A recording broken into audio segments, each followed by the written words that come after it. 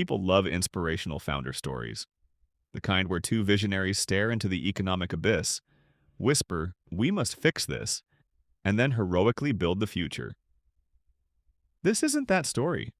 myStockDNA was born out of three very human forces: fear, a touch of greed, and a deep lack of trust. Not exactly TED Talk material, but far more relatable. The story begins with two people from very different backgrounds. Kumar Muthraman is a professor at the University of Texas at Austin, where he serves as the faculty director for the Center for Analytics and Transformative Technologies. Sudhir Halla is an engineer MBA by training who later spent years as a managing director at Accenture, working at the cross-section of technology, data science, and business with complex systems where assumptions are constantly tested. As they grew older, their biggest question wasn't how to beat the market. It was far simpler and far more personal. How do you make sure that one bad market doesn't undo decades of disciplined work? That fear wasn't driven by headlines or panic. It was the practical fear that comes with responsibility, the kind that makes people double-check their portfolios the same way they double-check that the front door is locked. At the same time, preservation alone wasn't enough. They still wanted growth, but they wanted it without the stress of constant trading, perfect timing, or outsized risk.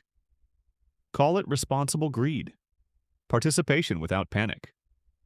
Like many investors, Sudhir worked with several large, well-known financial advisory firms. Over time, a familiar pattern emerged.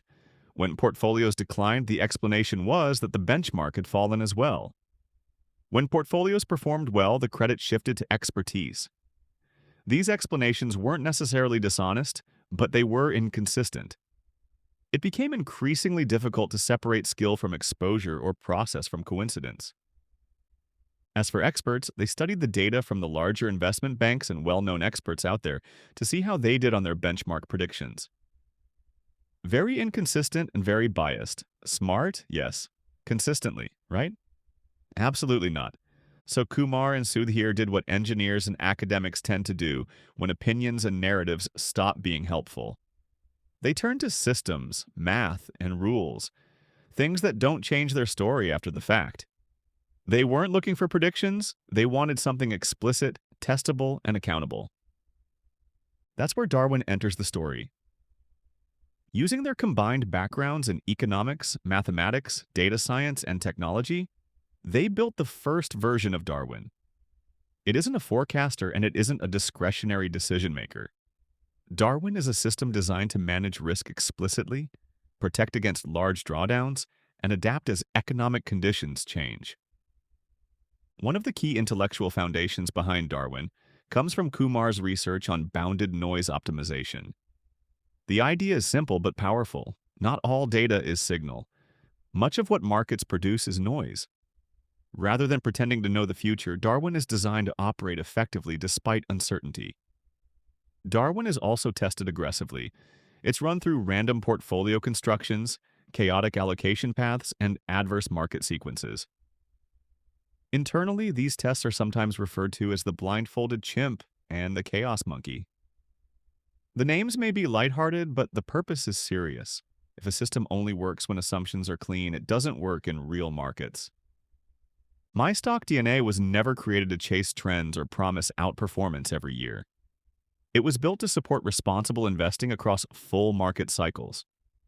The focus is on managing risk before chasing returns, discipline over prediction, and thoughtful adaptation as conditions change. Darwin began as a way for Kumar and Sudhir to manage their own capital with greater honesty and calm. Over time, it became clear that the same framework could support advisors and investors who value that same mindset. That is how myStockDNA came into existence. On this slide, we zoom out and look at the financial world through a simple idea. Every dollar you earn can only go to one of three places, or three lanes on our highway. You can spend it, you can save it, or you can invest it. That's it. Those three choices capture everything you can possibly do with money. And as long as you're balanced across them, you're touching every part of the system where money naturally flows. Now, once money enters these lanes, it doesn't just sit still. When you invest, that money becomes part of the stock market. companies using your capital to grow. When you save, your deposits sit in banks, and banks turn around and buy government bonds. And when you spend, that money either goes toward productive assets, feeding back into the companies that make the things you buy, or toward what we call hoarding assets, things like gold that hold value simply because they're scarce and widely believed to be valuable. So these basic money lanes eventually transform into four major investment lanes: stocks, bonds, gold, and the US dollar. Why the dollar? Because in the US, almost every asset you interact with is priced in dollars. It acts as the anchor for the whole system. These four lanes each play a role.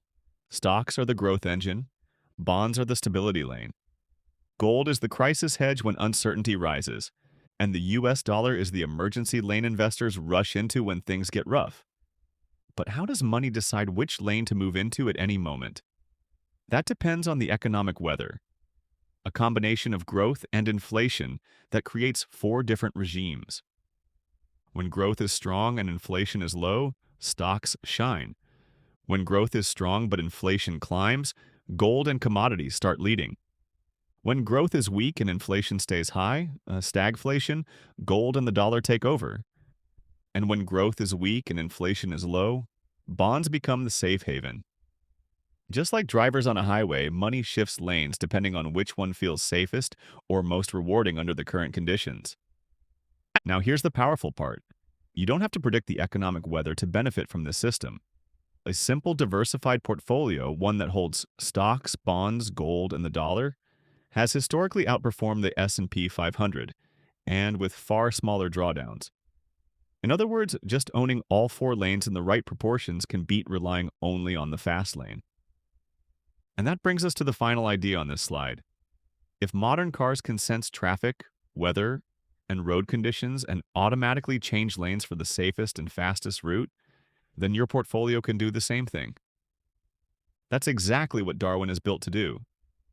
Darwin doesn't try to guess the future.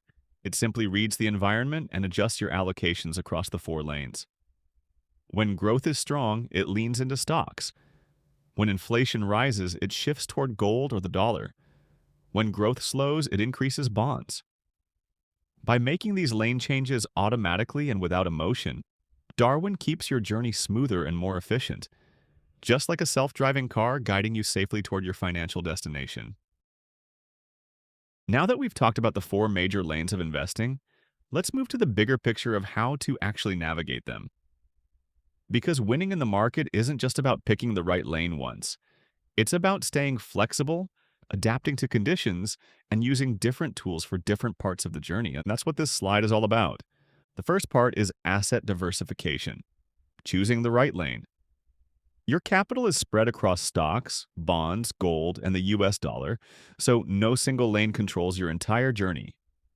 When one lane slows down, another lane often speeds up. This is the foundation of winning by not losing, because it keeps your portfolio from being trapped behind traffic in just one direction. The second part is time diversification, which is like choosing different types of vehicles to handle different road conditions. Some strategies behave like motorbikes, fast, agile, and able to navigate tight turns. These are short-term or swing trading approaches. Some strategies behave like minivans, steady, reliable, and adaptable.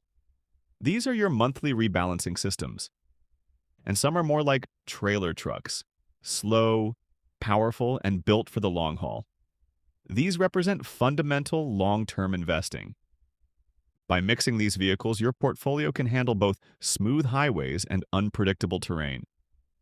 The third part is strategy diversification, which is about trusting the right drivers.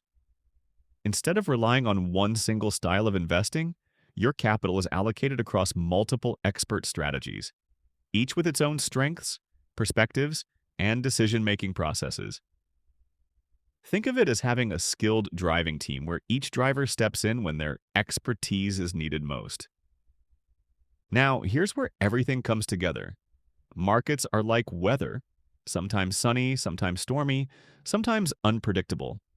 And just like a good driver adapts to the weather, your investment strategy should adapt too. This is where Darwin comes in. Darwin reads the economic weather, your personal risk appetite, and the behavior of each strategy. Then, just like a smart GPS, it adjusts allocations dynamically, easing into safer lanes when conditions get rough, and moving into faster lanes when the road opens up. This presentation and its visuals were created to help financial advisors educate clients and set clear expectations about investing. You're welcome to adapt and use any of the materials. If you'd like a copy of the slides, just reach out to us by email.